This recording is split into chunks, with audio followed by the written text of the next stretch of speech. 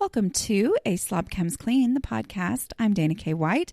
I blog over at aslobcomesclean.com. That's where I share my personal deslobification process.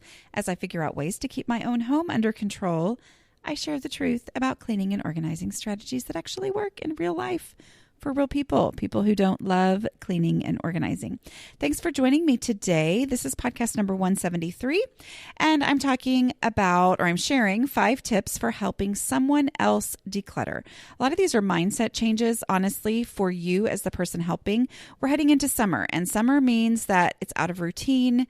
There might be some people that you are hanging out with, family members or friends or whatever. And first of all, there's the motivation just naturally to declutter when routine is, out the window.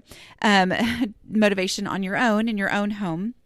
So you might be helping people who live in your house with you, or you might be visiting someone. Sometimes you visit family members at Christmas or at Easter or at Thanksgiving, and the whole focus is on the holiday and what's involved with the holiday. But sometimes in the summer, you're going to be at somebody's house and you just have time to hang out. And perhaps the subject of clutter and decluttering comes up, either because you bring it up or they bring it up or whatever. So these are just some ideas, ways to think of this. In my new book, Decluttering at the Speed of Life, which is still new, right? It's been out for getting close to 3 months, I guess. But in my book, I talk about, I have a section on helping others declutter, and I specifically go through my process when dealing with children, when helping your husband, when helping friends, when helping older relatives, just different relationships in your life, and just because all of those relationships are nuanced.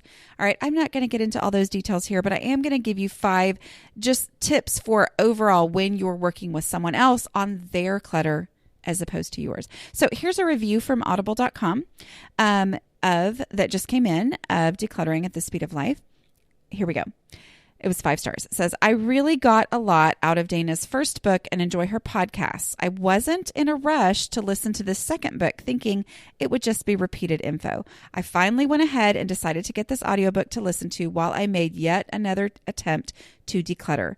It really was great. I can relate so much to Dana when it comes to home management and decluttering. She really has figured things out for those of us with these struggles. I'm feeling confident that I will make progress in my efforts to declutter. So thank you for that review.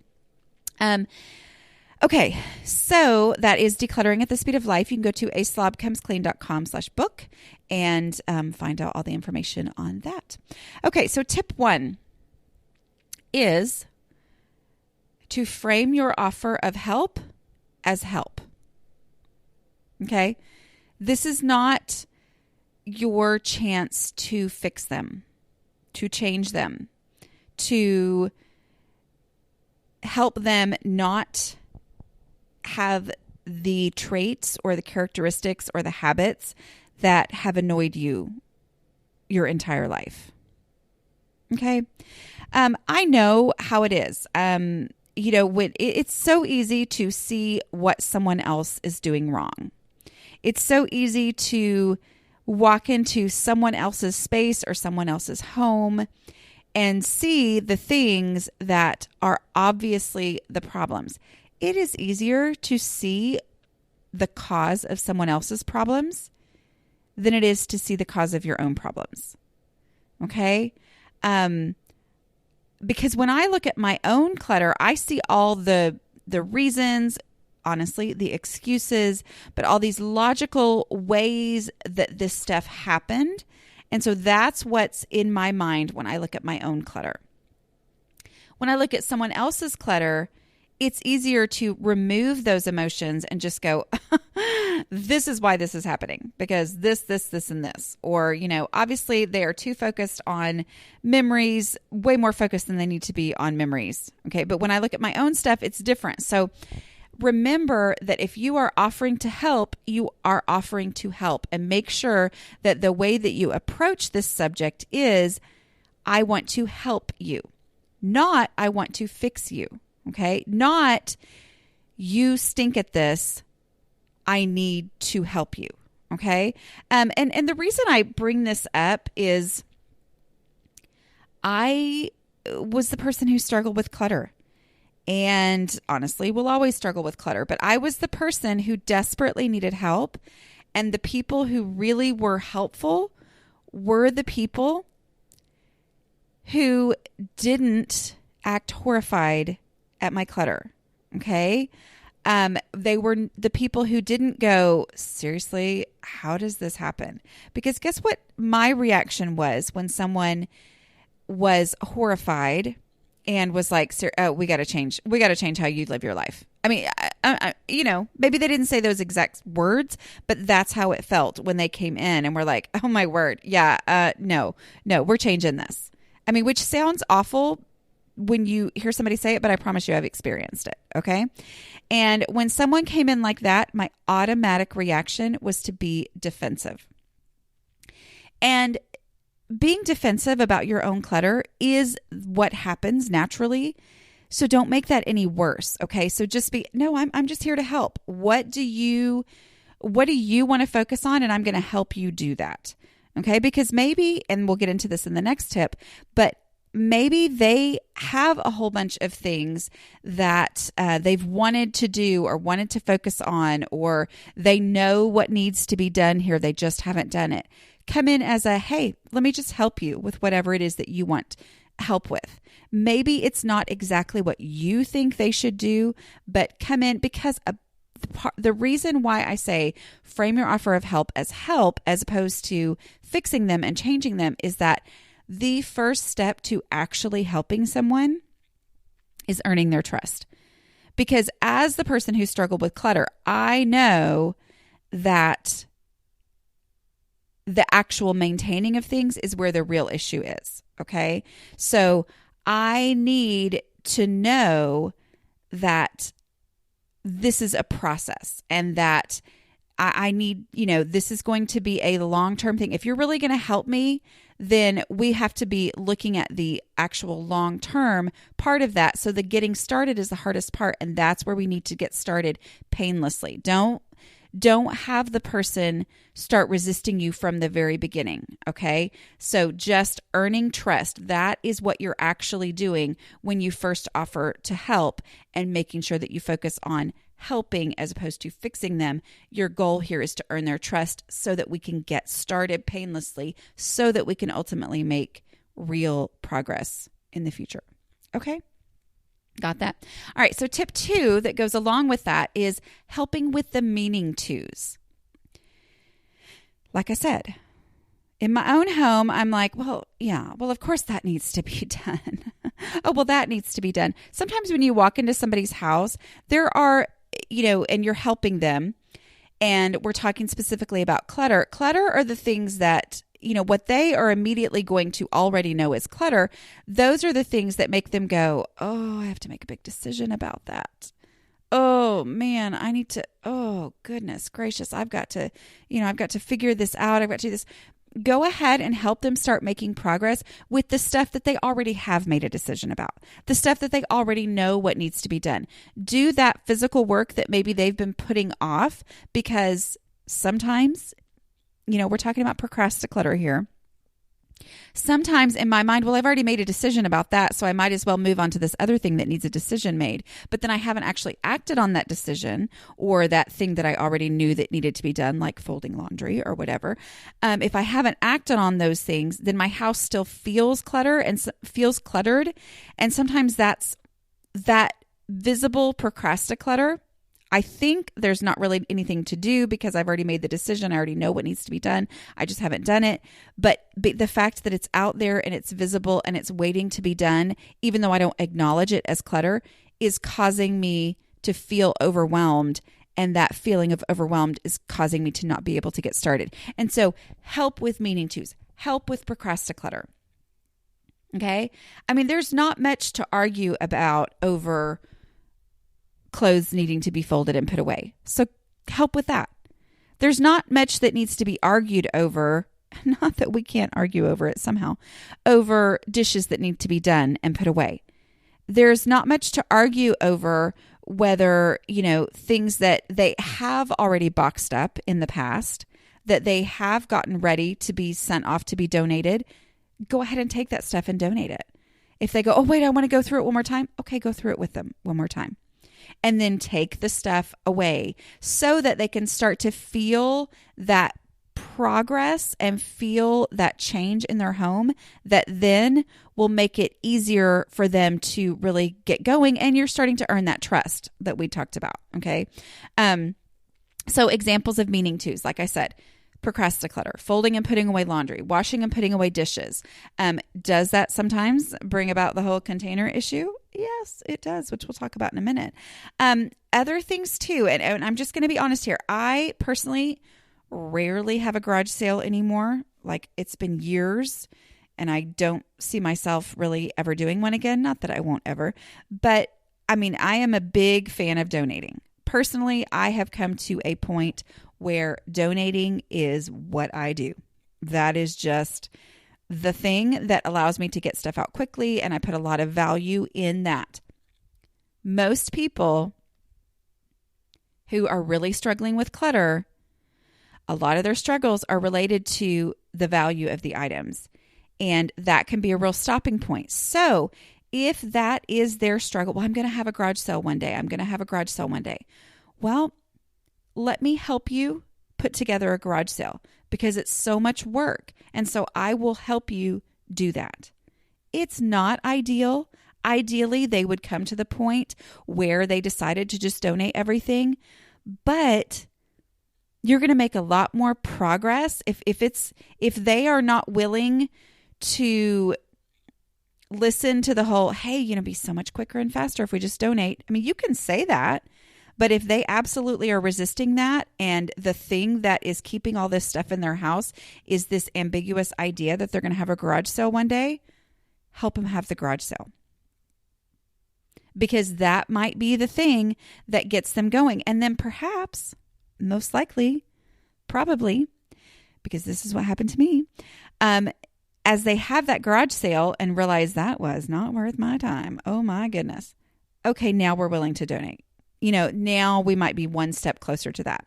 If it's this idea of selling on eBay, and, sometimes when it's your own house and you have so much stuff and there's so many different things that have value, and it's, I bet that could be sold on eBay. Oh, I bet that could be sold on eBay. Oh, I bet that could be sold on eBay. It just starts to become overwhelming. If you're coming in to help, you're able to kind of sort through that visually and go, okay, but if and you're able to focus in on the things that really matter. If they personally have a lot of different things and selling on eBay is the reason they're not actually getting this stuff out of their house, is that they think one of these days I'm going to sell on eBay, help them sell it on eBay.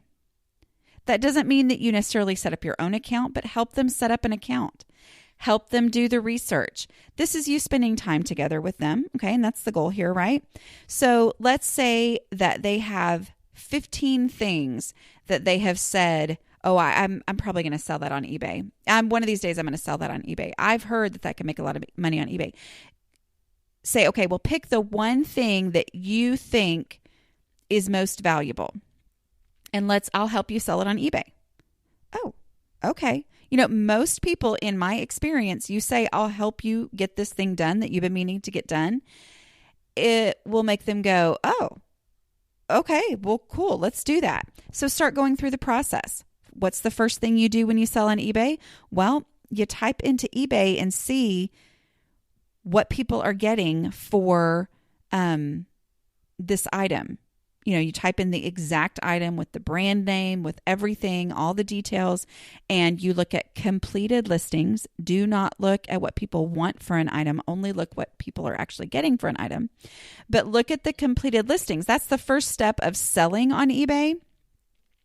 And because you are selling on eBay, I'm sorry, my kid just texted me and it distracted me. Anyway, but because you are looking up and you're going through that first step, because, if we're going to sell it, we need to know what starting price. Don't, if this is somebody who is super resistant, don't go into it going, let me just show you. Let's go. Really, you think that's going to sell? Let's see what the completed listings are. Instead, according to how well you know their personality, come at it from, Oh, you want to sell this on eBay? Well, I'll help you do that. Okay, well, the first step is to see how much people are actually getting for this. And then you go look at it. And then they see that, oh, I thought that was worth $300 and people aren't even selling it when they list it for $9.99. Oh, that may take care of the problem without it having been confrontational. You're helping them do this thing that they've been saying that they wanted to do.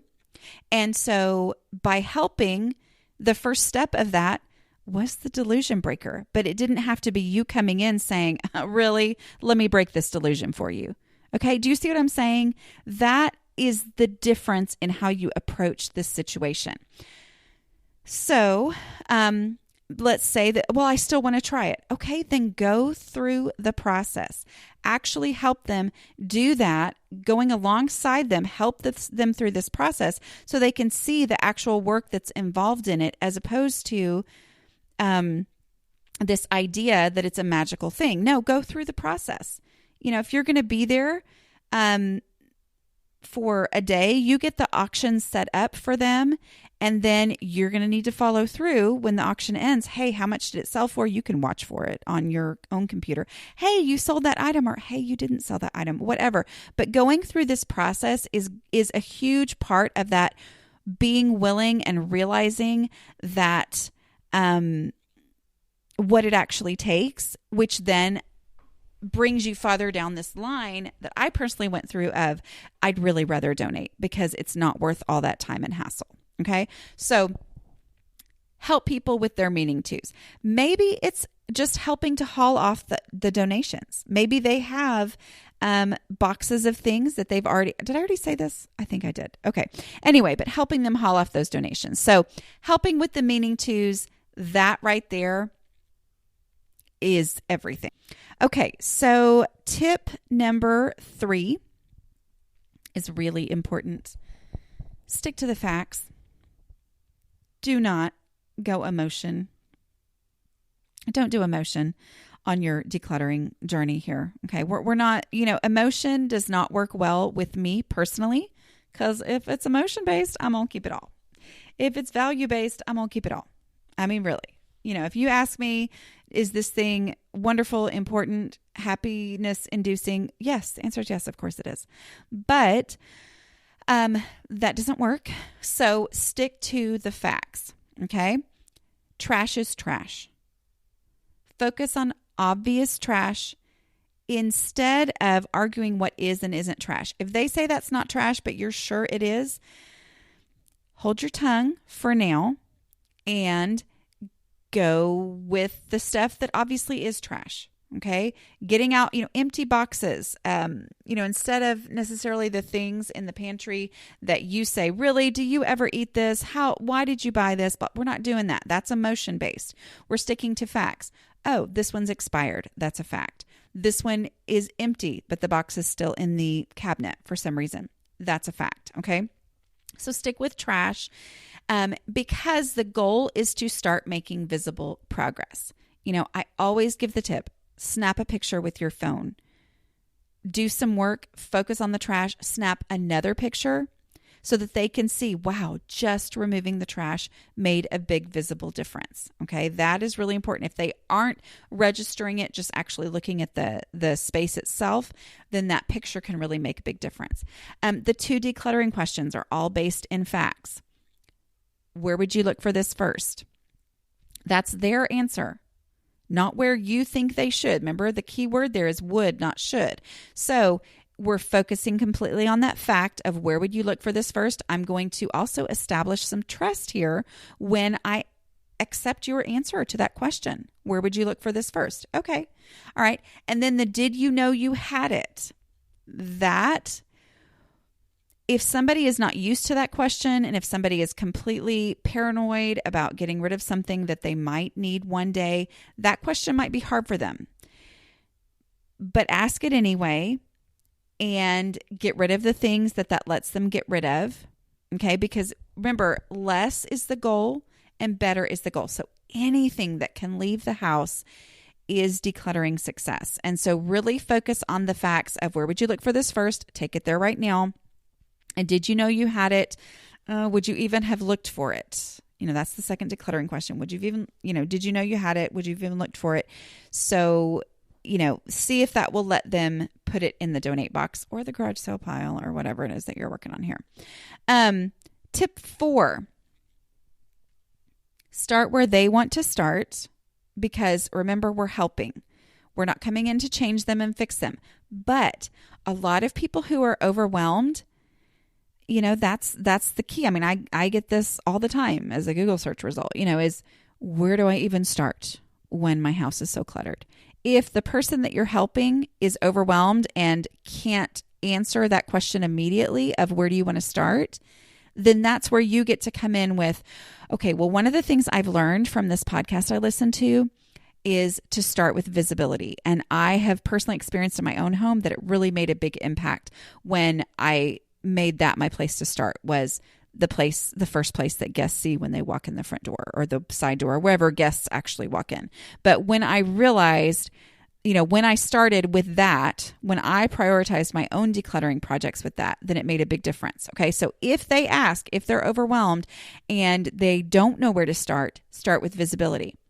If you ask them if they want help and they say, yes, help me with my linen closet, start with the linen closet.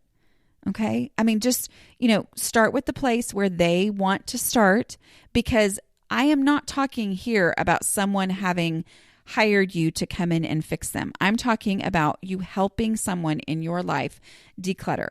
Okay. And again, this is earning trust. So they have this obviously cluttered place that's been driving them bananas. It's the first place that they desperately wanted help with as soon as you offered help. And you go make progress in there and they're like, oh, this person is actually very helpful in this decluttering process. And so then you move on to something else. If they have something else, okay, great. But if they go, wow, that really looks so much better. Thank you so much. Wow, what should we do next?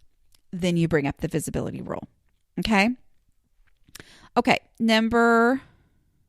Tip 5. Okay. And part of that with tip 4, with the visibility rule, is don't leave. I mean, obviously you leave when you have to, but don't leave without them being glad that you helped. Okay. If they say, I desperately want help with my linen closet, and you say, no, we're starting with your entryway because of the visibility rule, then that was the thing they've been focused on, and they may resent the fact that you came and you wouldn't start with the thing that they wanted to start with. But again, if they're not sure where to start with the visibility rule, because that, that's going to make a big difference. Okay. Tip 5, consolidate.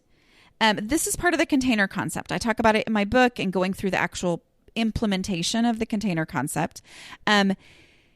The reason consolidating is a great way to help other people is it's not something you have to ask their opinion or what they want to do with items as you go. It's just simply a matter of putting like things together.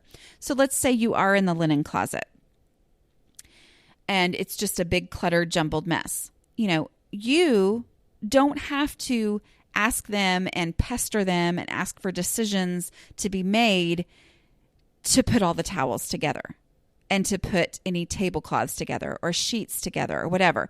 That is kind of procrastinator, right?